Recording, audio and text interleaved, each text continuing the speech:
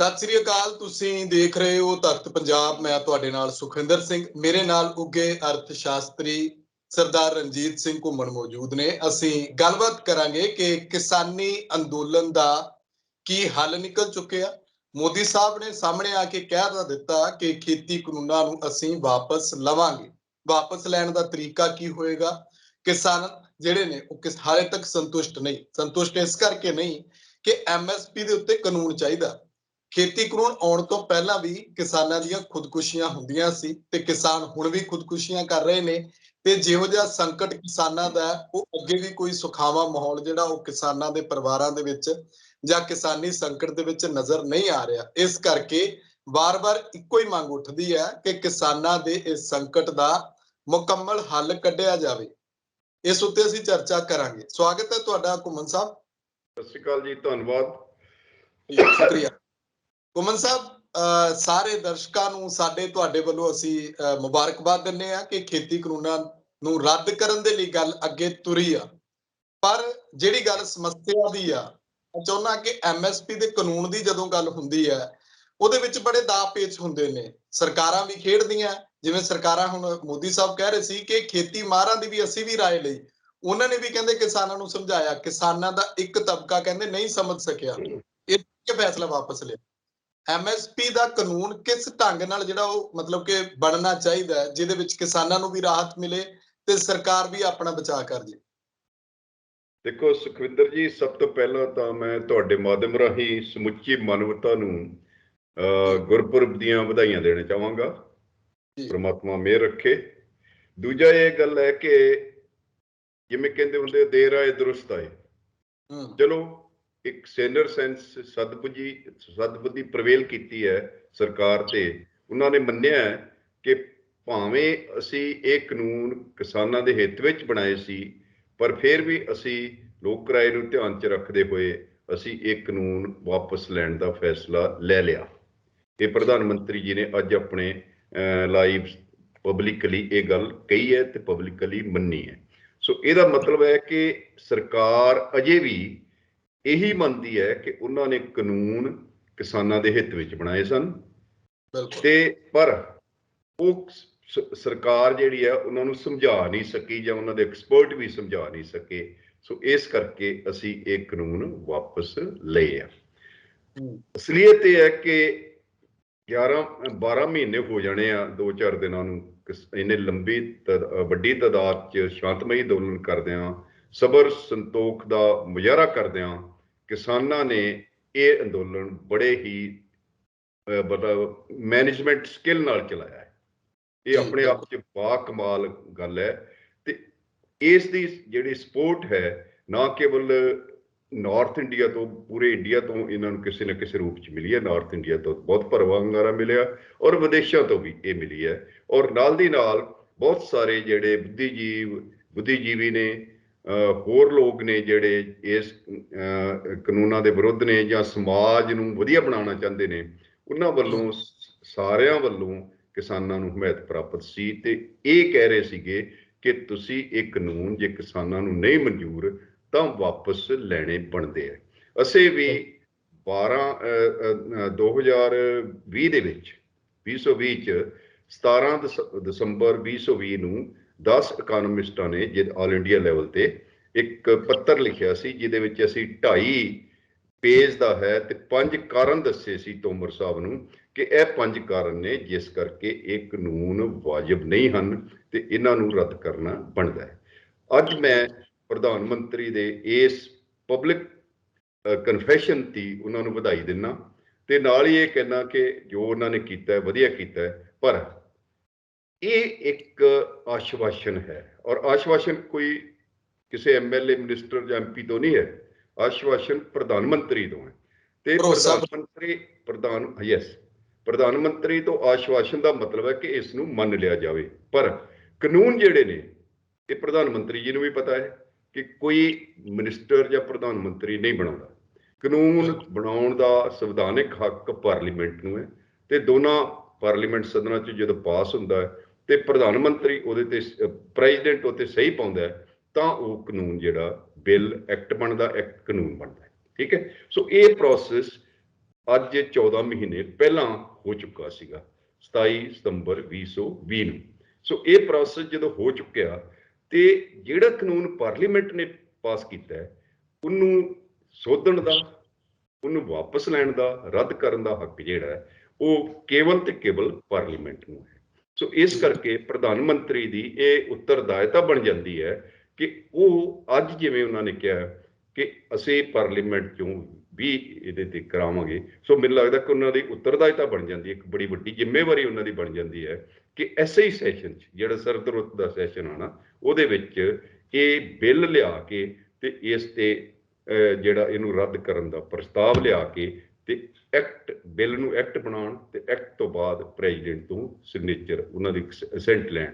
ਸੋ ਇੱਕ ਤਾਂ ਇਹ ਹੈ। ਦੂਜੀ ਗੱਲ ਜਿਹੜੀ ਮੈਨੂੰ ਲੱਗਦਾ ਹੁੰਦਾ ਕਿ ਇਹ ਸਾਰੇ ਪ੍ਰੋਸੈਸ ਦੇ ਵਿੱਚ ਇੱਕ ਸੁਖਵਿੰਦਰ ਜੀ ਬੜੀ ਬਹੁਤ ਧਿਆਨ ਨਾਲ ਬਰੀਕੀ ਨਾਲ ਵਾਚਣ ਵਾਲੀ ਗੱਲ ਹੈ ਜੀ। ਮੈਂ ਤੇ ਮੇਰੇ ਵਰਗੇ ਹੋਰ ਜਿਹੜੇ ਜਿਨ੍ਹਾਂ ਨੂੰ ਪਬਲਿਕ ਇੰਟੈਲੈਕਚੁਅਲ ਕਹਿ ਲਓ ਜਾਂ ਕਹਿ ਲਓ ਕਿ ਜਿਹੜੇ ਸਮਝਦੇ ਨੇ ਕਿ ਖੇਤੀ ਦਾ ਬਹੁਤ ਵੱਡਾ ਸੰਕਟ ਹੈ ਤੇ ਕਿਸਾਨੀ ਸੰਘਰਸ਼ ਉਸੇ ਦਾ ਇੱਕ ਹਿੱਸਾ ਹੈ, ਕਾਨੂੰਨਾਂ ਨੇ ਤਾਂ ਇੱਕ ਹੋਰ ਕੰਮ ਕੀਤਾ ਹੈ ਕਿ ਜਿਵੇਂ ਲਾਸਟ ਸਟ੍ਰਾ ਔਨ ਦਾ ਕੈਮਲਸ ਬੈਕ ਹੁੰਦਾ ਹੈ ਉਹ ਰੱਖਿਆ। ਮੈਂ ਸਮਝਦਾ ਕਿ ਜਦੋਂ ਇਹ ਅੰਦੋਲਨ ਦਿੱਲੀ ਦੇ ਬਾਰਡਰਾਂ ਤੇ ਚਲੇ ਜਾਂਦਾ ਤਾਂ ਉਸ ਤੋਂ ਬਾਅਦ ਵੀ ਤਕਰੀਬਨ ਕਹਿ ਲਓ ਕਿ 1.5 ਮਹੀਨਾ ਕਹਿ ਲਓ 100 ਮਹੀਨਾ ਕੋਈ ਗੱਲ ਨਹੀਂ ਹੁੰਦੀ, ਪਰ ਇੱਕ ਸਟੇਜ ਤੇ ਜਾ ਕੇ ਫਿਰ ਮੀਟਿੰਗਾਂ ਸ਼ੁਰੂ ਹੋ ਜਾਂਦੀਆਂ। ਮੀਟਿੰਗਾਂ ਤੋਂ ਬਾਅਦ ਜਿਹੜੀ ਲਾਸਟ ਮੀਟਿੰਗ ਹੈ ਉਹ 20 ਜਨਵਰੀ ਨੂੰ ਹੁੰਦੀ ਹੈ 2021 ਨੂੰ। ਉਸ ਵੇਲੇ ਤੱਕ ਉਹ ਇਹੀ ਕਹਿ ਰਹੇ ਸੀ ਕਿ ਸੋਧਾਂ ਸਾਨੂੰ ਦੱਸੋ ਅਸੀਂ ਕਿਹੜੀਆਂ ਕਰਨੀਆਂ ਨੇ, ਉਹ ਸੋਧਾਂ ਕਰਦੇ ਨੇ, ਕਾਨੂੰਨ ਵਾਪਸ ਨਹੀਂ ਹੋਣਗੇ। ਮੈਂ ਸਮਝਦਾ ਕਿ ਇਹ ਸਾਰੇ ਪ੍ਰੋਸੈਸ ਸਾਲ 1.5 ਸਾਲ ਦੇ ਪ੍ਰੋਸੈਸ 'ਚ ਜੇ ਇਹਦਾ ਮਤਲਬ ਗੌਰਮੈਂਟ ਨੂੰ ਇਹ ਲੱਗ ਰਿਹਾ ਸੀ ਕਿ ਕਾਨੂੰਨ ਗੌਰਮੈਂਟ ਨੂੰ ਵੀ ਲੱਗ ਰਿਹਾ ਸੀ, ਗੌਰਮੈਂਟ ਦੇ ਨੀਤਿਕ ਘੜਿਆਂ ਨੂੰ ਵੀ ਲੱਗ ਰਿਹਾ ਸੀ, ਤੇ ਉਹ ਲੋਕ ਜਿਹੜੇ ਇਹਨਾਂ ਨੂੰ ਜਸਟੀਫਾਈ ਕਰ ਰਹੇ ਸੀ ਕਿ ਇਹ ਤਾਂ ਕਿਸਾਨਾਂ ਦੇ ਹਿੱਤ ਵਿੱਚ ਹੈ, ਕਿਸਾਨਾਂ ਦੀ ਆਮਦਨ ਦੁੱਗਣੀ ਕਰ ਦੇਣਗੇ, ਫਲਾਣਾ ਕਰ ਦੇਣਗੇ, ਢੀਂਗੜਾ ਕਰ ਦੇਣਗੇ, ਉਹ ਵੀ ਅੱਜ ਮੰਨ ਗਏ ਹੋਣੇ ਆ ਕਿ ਇਹ ਕਾਨੂੰਨ ਵਾਕਿਆ ਹੀ ਗਲਤ ਸਨ। ਇਹਦੇ ਨਾਲ ਜਿਹੜੀ ਤੁਸੀਂ ਕੁਝ ਕਹਿਣਾ ਚਾਹੁੰਦੇ?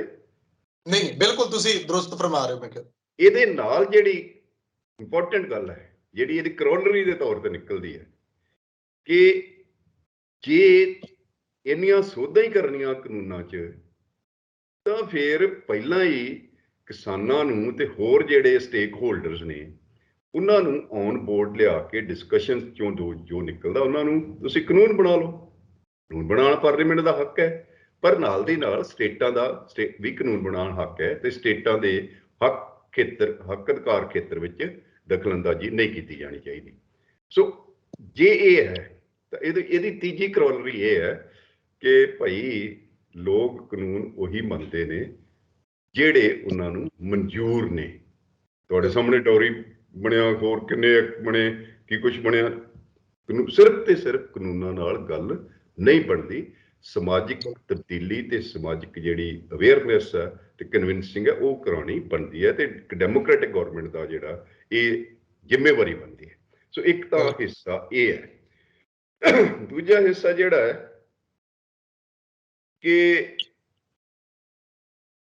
ਕਿਸਾਨ ਸਾਰੇ ਹੀ ਯੂਪੀ ਦੇ, ਹਰਿਆਣੇ ਦੇ, ਉੱਤਰਾਖੰਡ ਦੇ, ਪੰਜਾਬ ਦੇ, ਪੂਰੇ ਦੇਸ਼ ਦੇ ਕਿਸਾਨ ਅੱਜ ਵਧਾਈ ਦੇ ਹੱਕਦਾਰ ਨੇ, ਜਿਨ੍ਹਾਂ ਨੇ ਬਹੁਤ ਸਿਦਕ ਦਿਲੀ ਨਾਲ ਇੰਨੀਆਂ ਪ੍ਰੋਵੋਕੇਸ਼ਨਸ ਦੇ ਬਾਵਜੂਦ ਵੀ ਇਹ ਅੰਦੋਲਨ ਇਸ ਮੁਕਾਮ ਤੇ ਪਹੁੰਚਾਇਆ ਕਿ ਅੱਜ ਸਰਕਾਰ ਨੂੰ ਇਹ ਮੰਨਣਾ ਪਿਆ ਕਿ ਹਾਂ ਅਸੀਂ ਇਹ ਅੰਦੋਲਨ ਜਿਹੜੇ ਕਾਨੂੰਨ ਆ ਵਾਪਸ ਲੈਣ ਦਾ ਫੈਸਲਾ ਕਰ ਲਿਆ। ਔਰ ਇਹ ਬੜੇ ਇਤਿਹਾਸਕ ਦਿਨ ਤੇ ਹੋਇਆ ਇਤਿਹਾਸਕ ਫੈਸਲਾ ਕਿ ਗੁਰੂ ਨਾਨਕ ਸਾਹਿਬ ਦਾ ਅੱਜ 552ਵਾਂ ਜਨਮ ਦਿਨ ਵੀ ਹੈ। ਸੋ ਇਹ ਇੱਕ ਵੱਡੀ ਗੱਲ ਹੈ। ਪਰ ਇਹਦੇ ਨਾਲ ਜਿਹੜੀ ਇੱਕ ਹੋਰ ਹੈ, ਇਹ 700 ਦੇ ਕਰੀਬ ਕਿਸਾਨ ਜਿਹੜੇ ਆ ਇਸ ਅੰਦੋਲਨ ਦੀ ਬਲੀ ਚੜ ਚੁੱਕੇ ਨੇ। ਠੀਕ ਹੈ, ਕਿਸਾਨਾਂ ਨੂੰ ਬਦਨਾਮ ਵੀ ਬਹੁਤ ਕੀਤਾ ਗਿਆ। ਚਲੋ ਕਿਸਾਨ ਉਹ ਵੀ ਭੁੱਲ ਜਾਣਗੇ, ਪਰ ਜਿਹੜੇ ਕਿਸਾਨ ਬਲੀ ਚੜ ਚੁੱਕੇ ਨੇ ਉਹਨਾਂ ਦੇ ਪਰਿਵਾਰਾਂ ਦਾ ਉਹਨਾਂ ਦਾ ਕੀ ਕਰਨਾ ਹੈ? ਇਹ ਸਰਕਾਰ ਨੂੰ ਵੀ ਇਹਦੇ ਨਾਲ ਕਾਨੂੰਨ ਵਾਪਸ ਲੈਣ ਦੇ ਨਾਲ ਦੋ ਕੰਮ ਕਰਨੇ ਜ਼ਰੂਰੀ ਹੈ। ਇੱਕ ਤਾਂ ਇਖਲਾਕੀ ਜ਼ਿੰਮੇਵਾਰੀ ਲੈਣ ਉਹਨਾਂ ਦੀ ਸ਼ਹੀਦੀ ਦਾ, ਤੇ ਦੂਸਰਾ ਉਹਨਾਂ ਨੂੰ ਬਣਦਾ ਮੁਆਵਜ਼ਾ ਜਿਹੜਾ ਹੈ ਇਸ ਕਿਸਮ ਨਾਲ ਦੇਣ ਕਿ ਉਹਨਾਂ ਦੀ ਆਉਣ ਵਾਲੀ ਜਿਹੜੀ ਇੱਕ ਜਨਰੇਸ਼ਨ ਹੈ, ਬੱਚੇ ਨੇ, ਉਹ ਇਸ ਲੈਵਲ ਤੇ ਲਿਆ ਸਕੇ ਕਿ ਉਹ ਆਪਣੇ ਰੋਜੀ ਰੋਟੀ ਦੇ ਕਮਾਉਣ ਦੇ ਕਾਬਲ ਹੋ ਜਾਣ। ਸੋ ਇਹ ਇੱਕ ਹੋਰ ਹੈ। ਇਸ ਤੋਂ ਜਿਹੜਾ ਅੱਗੇ ਨਿਕਲਦੀ ਹੈ ਗੱਲ, ਉਹ ਹੈ ਕਿ MSP।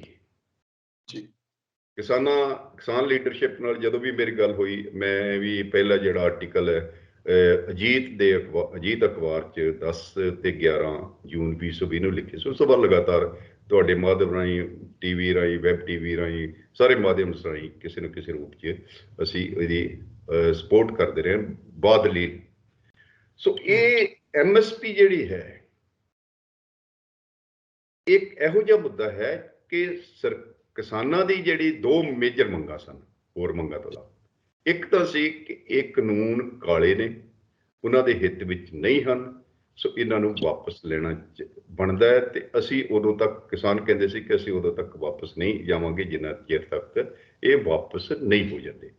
ਸਵਾਲ ਪੈਦਾ ਹੁੰਦਾ ਕਿ ਕੀ ਕਿਸਾਨ ਹੁਣ ਵਾਪਸ ਆ ਜਾਣਗੇ? ਬਿਲਕੁਲ ਅਜੇ ਨਹੀਂ ਲੱਗਦਾ ਹੈ। ਅਜੇ ਕਿਸਾਨਾਂ ਦੇ ਰੌਂ ਤੋਂ, ਜੋ ਅੱਜ ਕਿਸਾਨਾਂ ਦੀਆਂ ਸਟੇਟਮੈਂਟਸ ਆ ਰਹੀਆਂ, ਜੋ ਹੋਰ ਇੱਧਰੋਂ ਉੱਧਰ ਪਤਾ ਲੱਗ ਰਿਹਾ, ਉਸ ਤੋਂ ਲੱਗਦਾ ਕਿ ਕਿਸਾਨ ਅਜੇ ਵਾਪਸ ਨਹੀਂ ਆਉਣਗੇ। ਕਾਰਨ ਦੋ ਨੇ। ਇੱਕ ਕਾਰਨ ਉਹ ਕਹਿੰਦੇ ਨੇ ਕਿ ਪਾਰਲੀਮੈਂਟ ਦੇ ਵਿੱਚ ਇਹ ਕਾਨੂੰਨ ਰੱਦ ਕੀਤੇ ਜਾਣ ਤੇ ਫਿਰ ਇਹਨਾਂ ਨੂੰ ਮੰਨਾਂਗੇ ਕਿ ਹਾਂ ਵਾਕਈ ਰੱਦ ਹੋ ਗਏ ਨੇ। ਉਹ ਜਿਵੇਂ ਕਹਿੰਦਾ 13ਵਾਂ ਹੋਣ ਤੋਂ ਬਾਅਦ ਹੀ, ਕਹਿੰਦਾ ਬੰਦਾ ਮਰ ਗਿਆ, 13ਵਾਂ ਹੋਣ ਤੋਂ ਬਾਅਦ ਉਹਦਾ ਭੋਗ ਪੈਂਦਾ।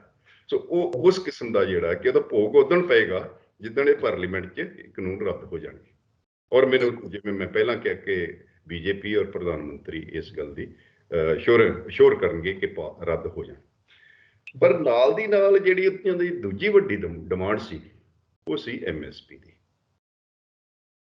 MSP, ਜੇ ਆਪਾਂ ਇਹਦੇ ਇਤਿਹਾਸ ਵਿੱਚ ਜਾਈਏ, 1965, 66, 70 ਜਦੋਂ ਸਾਰਾ ਕੁਝ ਬਣਦਾ ਹੈ, ਐਗਰੀਕਲਚਰ ਕਮਿਸ਼ਨ ਬਣਦਾ ਹੈ, ਪ੍ਰਾਈਸ ਕਮਿਸ਼ਨ, CACP ਬਣਦੀ 1985 'ਚ, ਐਂਡ ਆਲ ਦੈਟ, ਉਹ ਬੜਾ ਲੰਬਾ ਇਤਿਹਾਸ ਹੈ। ਕਿਸਾਨਾਂ ਦੀ ਮੰਗ ਨਹੀਂ ਸੀ ਕਿ ਸਾਨੂੰ MSP ਦਿਓ, ਕਿਸਾਨਾਂ ਦੀ ਮੰਗ ਨਹੀਂ ਸੀ ਕਿ ਇੱਥੇ ਝੋਨਾ ਪ੍ਰਮੋਟ ਕਰੋ। ਬਿਲਕੁਲ, ਇਹ ਦੇਸ਼ ਦੀ ਅਨਾਜ ਸੁਰੱਖਿਆ ਨੇ ਤੇ ਦੇਸ਼ ਦੀ ਜਿਹੜੀ ਐਗਰੀਕਲਚਰ ਨਾਲ ਸੰਬੰਧਿਤ ਪਾਲਿਸੀ ਹੈ, ਜਿਹਦੇ ਵਿੱਚ ਤਿੰਨ ਚੀਜ਼ਾਂ ਬਹੁਤ ਇੰਪੋਰਟੈਂਟ ਨੇ। ਇੱਕ ਤਾਂ ਕਿ MSP, ਤੇ MSP ਤੇ ਓਪਨ ਐਂਡਡ ਪ੍ਰੋਕਿਉਰਮੈਂਟ ਜੋ ਵੀ ਪੈਦਾ ਹੁੰਦਾ, ਤੇ ਤੀਸਰਾ ਜਿਹੜਾ ਹਰ ਸਾਲ CACP ਰਾਹੀਂ MSP ਰਿਕਮੈਂਡ ਕਰਨਾ। ਇਹਦੇ ਨਾਲ ਹੀ ਹਾਈ ਯੀਲਡਿੰਗ ਵੈਰਾਈਟੀ ਵੀ ਆਉਂਦੀ ਆ, ਫੋਰਨ ਤੋਂ ਵੀ, ਅਮਰੀਕਾ ਫੂਡ ਫਾਊਂਡੇਸ਼ਨ, ਸਾਰਾ ਕੁਝ ਇਨਵੋਲਵਡ ਹੈ ਇਹਦੇ ਵਿੱਚ। ਉਹ ਮੇਰੇ ਖਿਆਲ ਪਹਿਲਾਂ ਕਈ ਵਾਰ ਗੱਲ ਕਰ ਚੁੱਕੇ ਹਾਂ, ਸਾਰਿਆਂ ਨੂੰ ਪਤਾ ਹੈ। ਸੋ ਉਸ ਨੇ ਇਹ ਜਿਹੜਾ ਝੋਨੇ ਤੇ ਕਣਕ ਦਾ ਜਿਹੜਾ ਫਸਲੀ ਚੱਕਰ ਹੈ, ਉਹਨੂੰ ਪ੍ਰਮੋਟ ਕੀਤਾ ਹੈ। ਤੇ ਅੱਜ ਜੇ ਇਹਨੂੰ ਡਿਮੋਟ ਕਰਨਾ ਹੈ ਜਾਂ ਇਹਨੂੰ ਡਿਵਰਸੀਫਾਈ ਕਰਨਾ ਕ੍ਰੌਪ ਨੂੰ, ਤਾਂ ਅੱਜ ਵੀ ਉਹਨਾਂ ਨੀਤੀਆਂ ਦੀ ਲੋੜ ਹੈ। ਤੇ ਉਹਦੀ ਸੈਂਟਰ ਦੇ ਵਿੱਚ ਉਹ ਨੀਤੀ ਹੈਗੀ MSP। ਸੋ ਕਿਸਾਨਾਂ ਦੀ ਜਿਹੜੀ ਦੂਜੀ ਵੱਡੀ ਮੰਗ ਸੀ, ਉਹ ਸੀ MSP ਨੂੰ ਲੀਗਲ ਕਰੋ। ਤੇ ਲੀਗਲ ਵੀ ਜਿਹੜੀਆਂ 23 ਫਸਲਾਂ, ਉਹ ਤੇ ਨਾਲ ਜਿਹੜਾ ਹੈ ਬਾਕੀ ਫਸਲਾਂ ਦੇ, ਭਾਵੇਂ ਜਿਹੜੀਆਂ ਹਾਰਟੀਕਲਚਰ ਤੇ ਵੈਜੀਟੇਬਲ ਨੇ, ਪੈਰੀਸ਼ੇਬਲ ਕਮੋਡਿਟੀ, ਉਹ ਤੇ ਭਾਵੇਂ ਲੀਗਲ ਨਾ ਕਰੋ, ਪਰ ਉਹਦੇ ਕੁਝ ਫਲੋਰ ਪ੍ਰਾਈਸ ਤਾਂ ਹੋਵੇ ਨਾ। ਸੋ ਇਹ 23 ਫਸਲਾਂ ਤੇ ਲੀਗਲ ਕਰੋ, ਤੇ ਤਾਂ ਕਿ ਦੇਸ਼ ਦੇ ਸਮੁੱਚੇ ਕਿਸਾਨੀ ਨੂੰ ਇਹਦਾ ਫਾਇਦਾ ਹੋ ਸਕੇ। ਤੇ ਇਹ ਜੇ ਨਾ ਕੀਤੇ ਤਾਂ ਕਿਸਾਨੀ ਖੇਤੀ 'ਚੋਂ ਬਾਹਰ ਜਾ ਰਹੀ ਹੈ, ਤੇ ਇੱਕ ਸਟੇਜ ਤੇ ਇਹ ਹਾਲਤ ਹੋ ਜਾਣੀ ਹੈ ਕਿ ਕੰਪਨੀਆਂ ਖੇਤੀ ਕਰਾਉਣਗੀਆਂ ਤੇ ਮਜ਼ਦੂਰ ਖੇਤੀ ਕਰਨਗੇ। ਸੋ ਇਹ ਰੁਝਾਨ ਬੜਾ ਖਤਰਨਾਕ। ਇੱਕ ਮੈਂ MSP ਲੀਗਲ ਦੇ ਨਾਲ ਹੀ ਗੱਲ ਹੋਰ ਕਰਨੀ ਚਾਹਾਂਗਾ ਕਿ ਇਹਨੂੰ ਲੀਗਲ ਕਿਵੇਂ ਕੀਤਾ ਜਾਵੇ। ਦੋ ਤਰੀਕੇ ਨੇ। ਇੱਕ ਤਾਂ MSP ਲੀਗਲ ਦਾ ਇੱਕ ਕਾਨੂੰਨ ਬਣਾ ਦਿਓ ਪਾਰਲੀਮੈਂਟ 'ਚ, ਇੱਕ ਤਰੀਕਾ ਇਹ ਹੈ। ਦੂਜਾ ਤਰੀਕਾ ਹੈ ਕਿ ਜਿਹੜਾ CACP ਹੈ, commission for agriculture cost and prices, ਉਹਦਾ ਦਰਜਾ ਸੰਵਿਧਾਨਕ ਦਰਜਾ ਦੇ ਦਿਓ, ਕੰਸਟੀਟਿਊਸ਼ਨਲ ਸਟੇਟਸ ਨੂੰ ਦੇ ਦਿਓ, ਜਿਵੇਂ ਇਲੈਕਸ਼ਨ ਕਮਿਸ਼ਨ ਦਾ ਹੈ, ਜਿਵੇਂ ਤੁਹਾਡੇ ਫਾਈਨਾਂਸ ਕਮਿਸ਼ਨ ਦਾ ਹੈਗਾ। ਉਹਦੀਆਂ ਰਿਕਮੈਂਡੇਸ਼ਨ ਜਿਹੜੀਆਂ ਨੇ, ਉਹ ਮਾਤਰ ਰਿਕਮੈਂਡੇਸ਼ਨ ਜੀ ਹੁੰਦੀਆਂ, ਉਹ ਮੰਨਣੀਆਂ ਸਰਕਾਰ ਦੀ ਬਾਈਂਡਿੰਗ ਹੁੰਦੀਆਂ।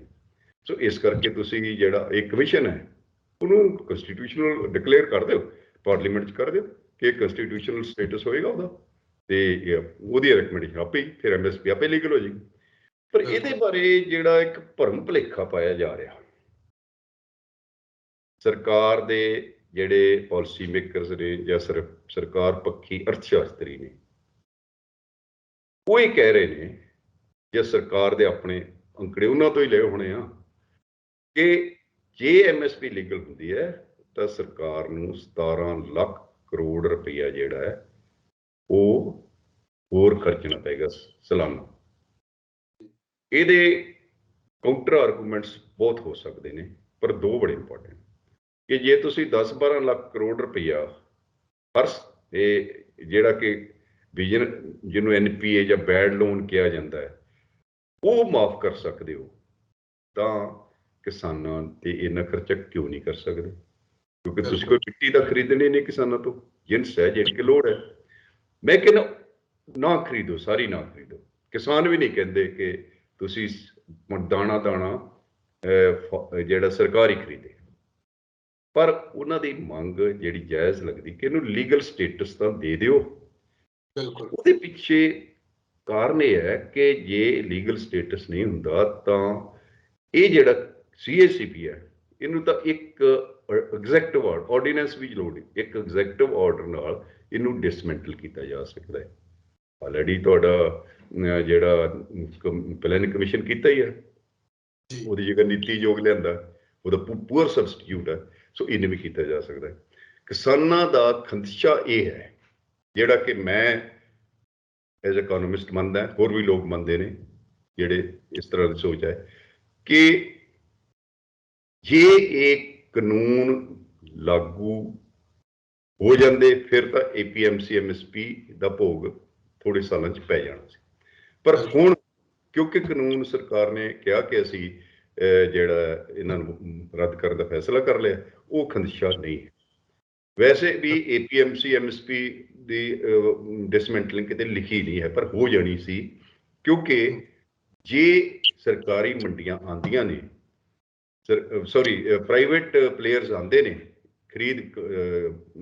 ਕ੍ਰਿਸ਼ੀ ਦੀ ਖਰੀਦ 'ਚ, ਤਾਂ ਉਹਨਾਂ ਦਾ ਇੱਕ ਤਰੀਕੇ ਨਾਲ ਆਪਣੇ ਆਪ ਭੋਗ ਪੈ ਜਾਣਾ। ਹੁਣ ਕਿਸਾਨ ਕਿਉਂ ਇਸ ਗੱਲ ਤੇ ਅੜੇ ਹੋਏ ਨੇ?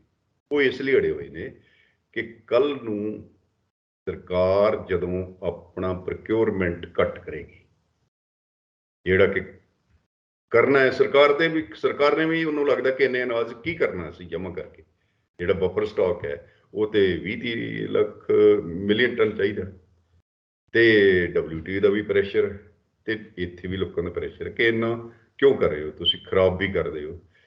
ਪਰ ਹੈ ਵੈਸੇ ਮਿਸਨੋਮਰ ਵੀ ਹੈ ਵੇ ਕਿ ਵੀ ਜੇ ਤੁਸੀਂ ਪੂਰੇ ਲੋਕਾਂ ਨੂੰ ਜਿਹੜੇ ਭੁੱਖੇ ਮਾਰੇ ਉਹਨਾਂ ਨੂੰ ਅਨਾਜ ਦਿਓ ਤੇ ਅਨਾਜ ਵਾਧੂ ਹੈ ਵੀ ਨਹੀਂ।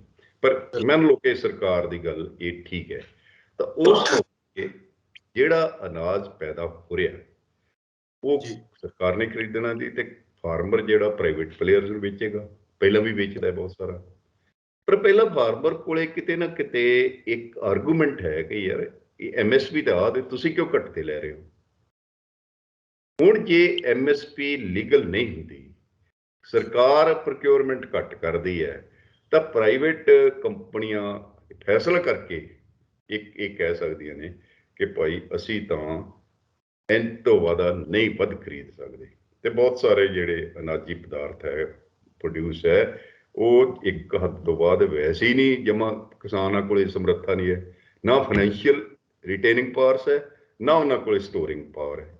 ਸੋ ਕੀ ਕਰਨਗੇ? ਕਹਿਣਗੇ ਅਸੀਂ 2000 ਦੀ ਬਜਾਏ ਅਸੀਂ ਤਾਂ ਕਣਕ ਜਿਹੜੀ ਹੈ ਨਾ ਉਹ ਖਰੀਦਾਂਗੇ 1600 ਜਾਂ 1500 ਨੂੰ, ਵੇਚਣੀ ਵੇਚ ਦੋ, ਨਹੀਂ ਤਾਂ ਰੱਖੋ।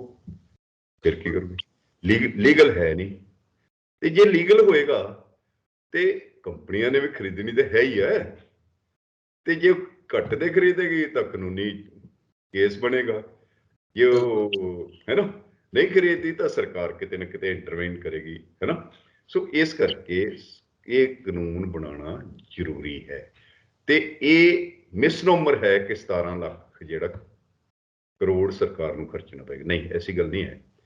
ਸਰਕਾਰ ਪਹਿਲਾਂ ਵੀ 2.5-3 ਲੱਖ ਕਰੋੜ ਖਰਚੀ ਰਹੀ ਹੈ 2-3 ਫਸਲਾਂ ਦੀ ਪ੍ਰੋਕਿਉਰਮੈਂਟ ਤੇ। ਚਲੋ ਹੁਣ ਘੱਟ ਕਰ ਦੇਣਗੇ ਜੇ ਇਹਨਾਂ ਨੇ ਬਫਰ ਸਟਾਕ ਘਟਾਉਣਾ ਹੈਗਾ।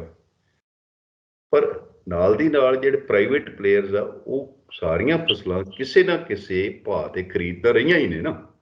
ਬਿਲਕੁਲ ਬਿਲकुल। ਮੈਨੂੰ ਲੱਗਦਾ ਹੈ ਕਿ ਸਰਕਾਰ ਨੇ ਜਿਹੜੇ ਜਾਂ ਸਰਕਾਰ ਦੇ ਅਰਥ ਸ਼ਾਸਤਰੀਆਂ ਨੇ, ਐਕਸਪਰਟਸ ਨੇ, ਜਾਂ ਇਹਨਾਂ ਦੇ ਬਿਊਰੋਕ੍ਰੇਸੀ ਨੇ ਅੰਕੜੇ ਕੱਢੇ 17 ਲੱਖ ਕਰੋੜ ਦੇ, ਉਹ ਦਾਣੇ ਦਾਣੇ ਦੀ ਕੀਮਤ ਅੱਜ ਦੀ MSP ਪ੍ਰਾਈਸ ਤੇ, ਜਿਹੜੀ ਕਿ 2-3 ਫਸਲਾਂ ਤੋਂ ਬਿਨਾਂ ਮਿਲਦੀ ਨਹੀਂ ਕਿਤੇ, ਔਰ ਬਹੁਤ ਸਾਰੇ ਸੂਬੇ 'ਚ 2-3 ਫਸਲਾਂ ਤੇ ਵੀ ਨਹੀਂ ਮਿਲਦੀ, ਉਹਦੀ ਸਾਰੀ ਦੀ MSP ਨਾਲ ਮਲਟੀਪਲਾਈ ਕਰਕੇ 17 ਲੱਖ ਕਰੋੜ ਦੀ ਇੱਕ ਫਿਗਰ ਕੱਢ ਲਈ, ਉਹ ਗਲਤ ਹੈ। ਸੋ ਇਸ ਕਰਕੇ 17 ਲੱਖ ਕਰੋੜ ਦੀ ਫਿਗਰ ਬਹੁਤ ਵੱਡੀ ਐਗਜ਼ੈਗਰੇਟਡ ਹੈ, ਜਿਹੜੀ ਕਿ ਕਿਸਾਨਾਂ ਨੂੰ ਇਹ ਸਮਝ ਆ ਗਈ ਹੈ ਕਿ ਇਹ ਨਹੀਂ ਹੋਏਗਾ ਵੀ ਭਾਈ ਅਸੀਂ ਤਾਂ ਕਹਿੰਦੇ ਆ ਇਲੀਗਲ ਕਰ ਦਿਓ, ਜਿਹੜਾ ਮਰਜ਼ੀ ਖਰੀਦੇ, ਫਿਰ ਅਸੀਂ ਦੇਖ ਲਾਂਗੇ ਕਿ ਕਿਵੇਂ ਉਸ ਤੋਂ ਘੱਟ ਖਰੀਦਦੇ ਨੇ। ਠੀਕ ਹੈ ਨਾ। ਬਿਲਕੁਲ ਬਿਲकुल। ਪ੍ਰੋਫੈਸਰ ਸਾਹਿਬ, ਮੈਂ ਮਤਲਬ ਕਿ ਅਸੀਂ ਜੇ ਚਰਚਾ ਨੂੰ ਹੁਣ ਅਖੀਰ ਦੇ ਪਾਸੇ ਲਿਜਾਈਏ, ਮੈਂ ਇੱਕ ਆਖਰੀ ਸਵਾਲ ਕਰਾਂਗਾ, ਇਹਦਾ ਵੀ ਜਵਾਬ ਤੁਸੀਂ ਇਸੇ ਤਰ੍ਹਾਂ ਜਿਵੇਂ ਪਹਿਲਾ ਜਵਾਬ MSP ਨੂੰ ਲੈ ਕੇ ਤਾਂ ਖੁੱਲ ਕੇ ਦਿੱਤਾ, ਸਮਝ ਆ ਗਈ ਨਹੀਂ, ਇਸੇ ਕਰਕੇ ਮੈਂ ਬਹੁਤੇ ਸਵਾਲ ਨਹੀਂ ਕਰ ਰਿਹਾ। ਹੁਣ ਸਵਾਲ ਇਹ ਕਿ ਕੀ ਸਰਕਾਰ ਨੂੰ ਹੁਣ ਅਗਲਾ ਸਟੈਪ ਜਿਹੜਾ ਹੈ ਕਿਸਾਨਾਂ ਨੂੰ ਵੀ ਥੋੜਾ ਸੋਚ ਸਮਝ ਕੇ, ਕਿ ਇੱਕ ਤਾਂ ਪੈਦਾਵਾਰ ਨੂੰ ਲੈ ਕੇ, ਕਿ ਇਕੱਲੇ ਜੇਕਰ ਇੱਕ ਇੱਕ ਸਟੇਟ ਦੀ ਗੱਲ ਕਰ ਲੈਣ ਕਿ ਪੰਜਾਬ ਦੇ ਵਿੱਚ ਜੇ ਫਸਲੀ ਚੱਕਰ ਦੇ ਵਿੱਚ ਕਿਸਾਨ ਪਏ ਨੇ ਕਣਕ ਤੇ ਝੋਨੇ ਵਿੱਚ, ਉਹਨਾਂ ਨੂੰ ਉਹ ਤੋਂ ਬਾਹਰ ਕੱਢ ਕੇ ਥੋੜਾ ਜਿਹਾ ਫਸਲੀ ਵਿਭਿੰਨਤਾ ਲਿਆ ਕੇ MSP ਉਹਦੇ ਤੇ ਵੀ ਤੈਅ ਸਾਰੀ ਕਾਨੂੰਨਨ ਬਣਾ ਕੇ ਉਹਦੀ ਪੈਦਾਵਾਰ ਦਾ ਵੀ ਇੱਕ ਮਾਪਦੰਡ ਕੀ ਬਣ ਜਾਣਾ ਚਾਹੀਦਾ। ਕੀ ਮਤਲਬ ਕਿ ਇਹ ਸਹੀ ਹੈ, ਕਿਸਾਨਾਂ ਦੇ ਹਿੱਤ ਵਿੱਚ ਹੈ ਕਿ ਇੰਨੀ ਕੁ ਪੈਦਾਵਾਰ ਪੰਜਾਬ 'ਚ ਝੋਨੇ ਤੇ ਕਣਕ ਦੀ, ਇੰਨੀ ਕੁ ਬਾਕੀਆਂ ਫਸਲਾਂ ਦੀ, ਇੰਨੀ ਕੁ ਦਾਲਾਂ ਦੀ ਹੋਣੀ ਚਾਹੀਦੀ ਹੈ ਜਿੰਨੀ ਭਾਵ ਕਿ ਸਰਕਾਰ ਨੂੰ ਜ਼ਰੂਰਤ ਹੈ, ਨਾਲੇ ਕਿਸਾਨਾਂ ਦਾ ਘਰ ਪੂਰਾ ਹੋ ਜਾਏਗਾ, ਨਾਲੇ ਸਰਕਾਰ ਦਾ ਘਰ ਪੂਰਾ ਹੋ ਜਾਏਗਾ। ਕੀ ਇਸ ਉੱਤੇ ਵੀ ਕੋਈ ਕਾਨੂੰਨ ਲਿਆਉਣਾ ਚਾਹੀਦਾ? ਇਹ ਮੁੱਦਾ ਬਹੁਤ ਇੰਪੋਰਟੈਂਟ ਹੈ। ਇਹ ਕਾਨੂੰਨ ਨਾਲੋਂ ਵੀ ਜ਼ਿਆਦਾ ਪਲੈਨਿੰਗ ਦਾ ਮੁੱਦਾ ਹੈ, ਏਰੀਆ ਪਲੈਨਿੰਗ ਜਿਹਨੂੰ ਕਹਿੰਦੇ ਆ। ਜਿਵੇਂ ਮੈਂ ਪਹਿਲਾਂ ਗੁਜ਼ਾਰਿਸ਼ ਕੀਤੀ ਸੀ ਕਿ ਅੱਜ ਦਾ ਖੇਤੀ ਦਾ ਜਿਹੜਾ ਮਾਡਲ ਹੈ ਜਾਂ ਕ੍ਰੌਪ ਪੈਟਰਨ ਹੈ, ਉਹ ਕਿਸੇ ਨੀਤੀ ਨਾਲ ਹੀ ਆਇਆ ਸੀ, ਤੇ ਜੇ ਅੱਜ ਅਸੀਂ ਇਹਨੂੰ ਘਟਾਉਣਾ ਹੈ, ਜਿਹੜਾ ਕਿ ਮੈਂ ਸਮਝਦਾ ਕਿ ਪੰਜਾਬ ਵਿੱਚੋਂ ਵੀ ਝੋਨਾ ਫੇਜ਼ ਆਊਟ ਕਾਫੀ ਵੱਡੇ ਹਿੱਸੇ ਚੋਂ ਹੋ ਜਾਣਾ ਚਾਹੀਦਾ। ਜੋਲ ਕਮੇਟੀ ਨੇ 20% ਕਿਹਾ, ਮੈਂ ਕਹਿੰਦਾ ਇਸ ਤੋਂ ਵੀ ਜ਼ਿਆਦਾ ਕੀਤਾ ਜਾ ਸਕਦਾ। ਜਿਹੜਾ ਤੁਸੀਂ MSP ਦੂਜੀਆਂ ਫਸਲਾਂ ਦੀ ਗੱਲ ਕੀਤੀ ਹੈ ਨਾ, ਇਹ ਬਹੁਤ ਇੰਪੋਰਟੈਂਟ ਹੈ। MSP ਅੱਜ ਦੀ ਡੇਟ 'ਚ ਹੈਗੀ ਹੈ, ਮੱਕੀ ਤੇ ਵੀ ਹੈਗੀ ਹੈ, ਹੋਰ ਹੈ। ਤੁਸੀਂ ਆਪ ਹੀ ਦੇਖਿਆ ਹੋਣਾ ਕਿ ਪਿਛਲੇ ਸੀਜ਼ਨਾਂ 'ਚ ਮੱਕੀ ਜਿਹੜੀ ਹੈ ਉਹ 700-800 ਰੁਪਏ ਘੱਟ ਤੇ ਵਿਕ ਰਹੀ ਹੈ। ਜੇ ਉਹੀ ਮੱਕੀ MSP ਤੇ ਵਿਕਦੀ ਹੁੰਦੀ ਤਾਂ ਕਿਸਾਨਾਂ ਨੇ ਕੁਝ ਹਿੱਸਾ ਜਿਹੜਾ ਸਾਉਣੀ 'ਚ ਝੋਨਾ ਬੀਜਣ ਦੀ ਬਜਾਏ ਉਹ ਮੱਕੀ ਬੀਜ ਲੈਂਦੇ। ਸੋ ਇਸ ਕਰਕੇ ਜੇ ਉਹ ਦੂਜੀਆਂ ਫਸਲਾਂ ਤੇ MSP ਇਫੈਕਟਿਵਲੀ ਲਾਗੂ ਕਰ, MSP ਹੁੰਦੀ ਹੈ ਪਰ ਇਫੈਕਟਿਵਲੀ ਲਾਗੂ ਕਰਨ ਦੀ ਗੱਲ ਹੈ। ਸੋ ਇਸ ਕਰਕੇ ਡਾਈਵਰਸਿਫਿਕੇਸ਼ਨ ਹੋ ਜਾਏਗੀ।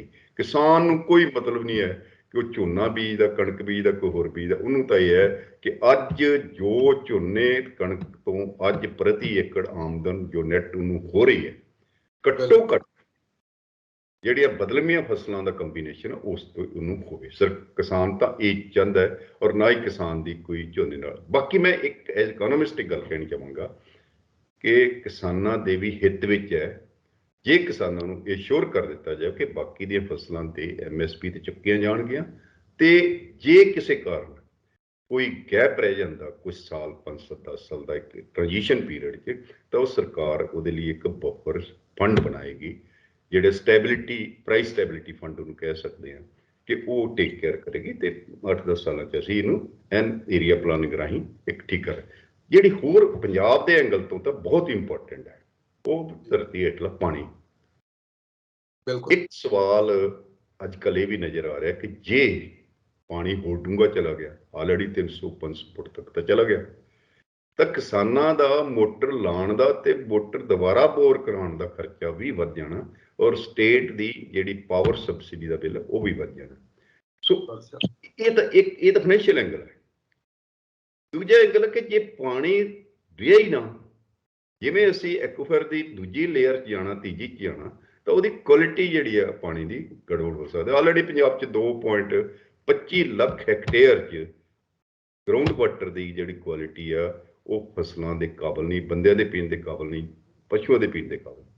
ਸੋ ਇਸ ਕਰਕੇ ਜੇ ਕੱਲ ਨੂੰ ਜਿਹੜੀ ਕਿ ਕੰਧ ਤੇ ਲਿਖਿਆ ਹੋਇਆ ਕਿ ਜੇ ਅਸੀਂ ਇਹੀ ਹਾਲ ਰੱਖਿਆ ਬਿਜ਼ਨਸ ਐਜ਼ ਯੂਜੂਅਲ, ਤਾਂ ਡਿਜ਼ਰਟੀਫਿਕੇਸ਼ਨ ਜਿਹੜੀ ਆ ਪੰਜਾਬ ਵੱਲ ਉਸ ਪਾਸੇ ਤੁਰ ਜਾਵਾਂਗੇ। ਤੇ ਇਸ ਕਰਕੇ ਕਿਸਾਨੀ ਦੀ ਵੀ ਜ਼ਿੰਮੇਵਾਰੀ ਬਣਦੀ ਹੈ, ਸਰਕਾਰ ਦੀ ਵੀ ਬਣਦੀ ਹੈ, ਕੇਂਦਰ ਸਰਕਾਰ ਦੀ, ਕਿ ਸਿਰ ਜੋੜ ਕੇ ਕੋਈ ਉਹਦਾ ਹੱਲ ਲੱਭਿਆ ਜਾਵੇ, ਤਾਂ ਕਿ ਜਿਹੜਾ ਪੰਜਾਬ ਦੀ ਖੇਤੀ ਹੈ ਇਹ ਆਉਣ ਵਾਲੇ ਸਮੇਂ 'ਚ ਵੀ ਖੇਤੀ ਹੁੰਦੀ ਰਹੇ। ਨਹੀਂ ਤਾਂ ਪਾਣੀ ਤੋਂ ਬਿਨਾਂ ਕਿਤੇ ਖੇਤੀ ਦੁਨੀਆ 'ਚ ਨਹੀਂ ਹੁੰਦੀ। ਇਸੇ ਕਰਕੇ ਜਿਹੜਾ ਤੁਹਾਡਾ ਗ੍ਰੀਨ ਰੈਵੋਲੂਸ਼ਨ ਉਹ ਵੀ ਪਾਣੀ ਕਰਕੇ ਪੰਜਾਬ 'ਚ ਕਾਮਯਾਬ ਹੋਇਆ, ਪਾਣੀ ਕਰਕੇ ਜਿਹੜਾ ਵੈਸਟਰਨ ਯੂਪੀ 'ਚ ਹੋਇਆ, ਐਂਡ ਟੂ ਸਮ ਐਕਸਟੈਂਟ ਪਾਣੀ ਕਰਕੇ ਹਰਿਆਣੇ 'ਚ ਹੋਇਆ। ਸੋ ਅੱਜ ਇਹ ਤਿੰਨੇ ਖੇਤੀ ਪਾਣੀ ਦਾ ਸੰਕਟ ਜਿਹੜਾ ਉਹ ਝੇਲ ਰਹੇ ਨੇ। ਤੇ ਮੇਰੀ ਆਪਣੀ ਸਟੱਡੀ ਹੈ ਕਿ ਪਿਛਲੇ 1996 ਤੋਂ ਲੈ ਕੇ ਖਾਸ ਕਰਕੇ ਜੇ ਆਪਾਂ ਦੇਖੀਏ ਹੁਣ ਤੱਕ 24-25 ਸਾਲਾਂ 'ਚ ਕੋਈ 5 ਮੀਟਰ ਤੋਂ ਲੈ ਕੇ 25 ਮੀਟਰ ਤੱਕ ਪਾਣੀ ਥੱਲੇ ਜਾ ਚੁੱਕਿਆ।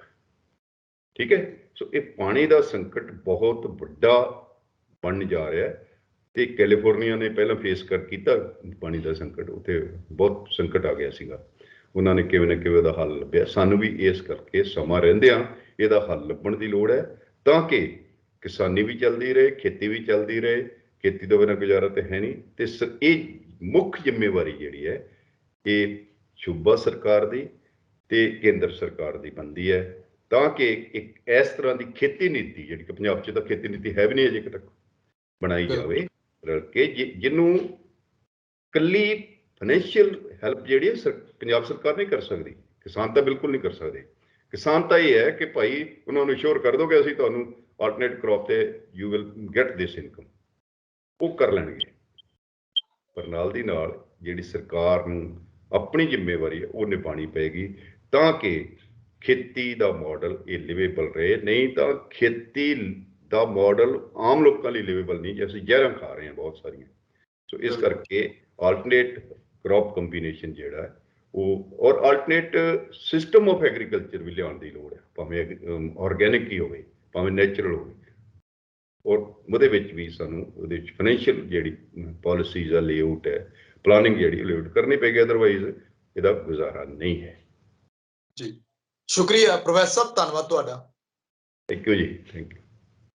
ਸੋ ਮੇਰੇ ਨਾਲ ਮੌਜੂਦ ਸਨ ਉੱਘੇ ਅਰਥ ਸ਼ਾਸਤਰੀ ਪ੍ਰੋਫੈਸਰ ਰਣਜੀਤ ਸਿੰਘ ਘੁੰਮਣ। ਚਰਚਾ ਅਸੀਂ ਕੀਤੀ ਹੈ ਕਿਸਾਨੀ ਮਸਲੇ ਦਾ ਹੱਲ ਜਿਹੜਾ ਕਿੱਦਾਂ ਨਿਕਲੇ। ਜਦੋਂ ਸੂਬਾ ਸਰਕਾਰਾਂ ਇਹ ਗੱਲ ਕਹਿੰਦੀਆਂ ਕਿ ਖੇਤੀਬਾੜੀ ਦਾ ਮਸਲਾ ਸਟੇਟ ਸਬਜੈਕਟ ਆ, ਤਾਂ ਫਿਰ ਖੇਤੀਬਾੜੀ ਨੀਤੀ ਕਿਉਂ ਨਹੀਂ? ਇਸ ਕਰਕੇ ਕਿਸਾਨ ਦੀ ਜੇ ਜਿਹੜੀ ਹੈ ਉਹ ਹੱਲ ਵੱਲ ਹੋਏਗੀ ਤਾਂ ਯਕੀਨਨ ਤੌਰ ਤੇ ਮਸਲੇ ਦਾ ਹੱਲ ਨਿਕਲੇਗਾ। ਸਾਰਿਆਂ ਨੂੰ ਸੋਚਣ ਦੀ ਜ਼ਰੂਰਤ ਹੈ। ਆਪਣੇ ਵਿਚਾਰ ਕਮੈਂਟ ਜ਼ਰੂਰ ਕਰਿਓ। ਤਖਤ ਪੰਜਾਬ ਨੂੰ ਸਬਸਕ੍ਰਾਈਬ ਕਰੋ। ਮੈਨੂੰ ਇਜਾਜ਼ਤ ਦਿਓ। ਧੰਨਵਾਦ।